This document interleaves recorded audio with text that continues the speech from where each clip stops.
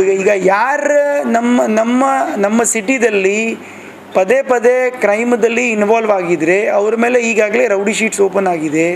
ಮತ್ತು ಅವ್ರದ್ದು ಆ್ಯಕ್ಟಿವಿಟಿ ನೋಡಿಕೊಂಡು ಅವ್ರು ಇನ್ನೂ ಇದೇ ಥರದ್ದು ಇದ್ದರೆ ಅವ್ರಿಗೆ ನಾವು ಗಡೀಪಾರು ಮಾಡೋದು ಮತ್ತು ಗುಂಡಾ ಆ್ಯಕ್ಟ್ ಕಾಯ್ದೆ ಕೆಳಗಡೆ ಕ್ರಮ ಕೈಗೊಳ್ಳೋದು ಅದು ಒಂದು ಸಾಮಾನ್ಯವಾಗಿ ನಾವು ಕ್ರಮ ಕೈಗೊಂಡಿದ್ದೀವಿ. ಈಗಾಗಲೇ ಈ ವರ್ಷ ಸುಮಾರು 60 ಜನಕ್ಕೆ ನಾವು ಗಡೀಪಾರು ಮಾಡಿದ್ದೀವಿ. ಹಾಗೂ ಈ ಬೇರೆ ಯಾರ ಮೇಲೆ ರಿಪೀಟೆಡ್ ಕೇಸಸ್ ಹಾಕಿದೆ ಅಂಥವ್ರ ಮೇಲೆ ಮುಂದಿನ ದಿನದಲ್ಲಿ ಕ್ರಮ ಕೈಗೊಳ್ಳೋದಕ್ಕೆ ಈಗಾಗಲೇ ಕಾರ್ಯಾಚರಣೆ ನಡೀತಾ ಇದೆ. ಸೊ ಆ ನಿಟ್ಟಿನಲ್ಲಿ ಯಾರು ಈ ನೈತಿಕ ಗಿರಿ ಸಂಬಂಧಪಟ್ಟದ್ದು ಇರ್ಬೋದು ಅಥವಾ ಬೇರೆ ಯಾವುದೇ ಪ್ರಕರಣ ಇರ್ಬೋದು, ಯಾರು ರಿಪೀಟೆಡ್ ಅಫೆಂಡರ್ಸ್ ಇರ್ತಾರೆ ಅವ್ರ ಮೇಲೆ ಪ್ರಿವೆಂಟಿವ್ ಆ್ಯಕ್ಷನ್ ಸತತವಾಗಿ ನಾವು ಕೈಗೊಳ್ತೀವಿ.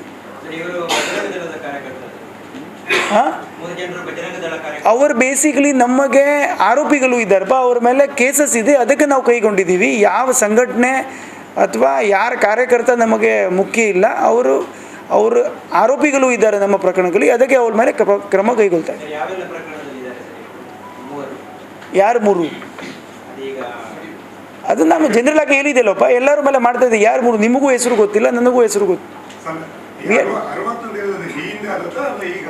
ಈ ವರ್ಷದಲ್ಲಿ 60 ಜನ ಮೇಲೆ ಮಾಡಿದ್ದೀವಿ ಗಡೀಪಾರು. ಈಗ ಕೂಡ 3 ಜನ ಇಲ್ಲ, ಅದಕ್ಕಿಂತ ಜಾಸ್ತಿ ಜನ ಮೇಲೆ ಈಗಾಗಲೇ ಕ್ರಮ ಜರುಗಿಸಿದ್ದೀವಿ ಮತ್ತು ಪ್ರಗತಿಯಲ್ಲಿ ಇದೆ.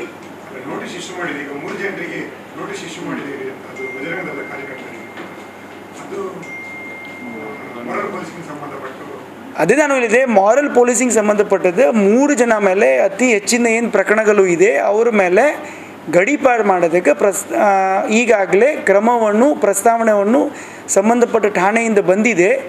ಆ ಪ್ರಸ್ತಾವನೆ ಮೇಲೆ ಕ್ರಮ ಜರುಗಿಸಿದ್ದೀವಿ, ಕ್ರಮ ಕೈಗೊಳ್ತಾ ಇದ್ದೀವಿ. ನೋಟಿಸಸ್ ಇಶ್ಯೂ ಆಗಿದೆ ಮತ್ತು ಮುಂದಿನ ಕ್ರಮ ಆಗ್ತದೆ.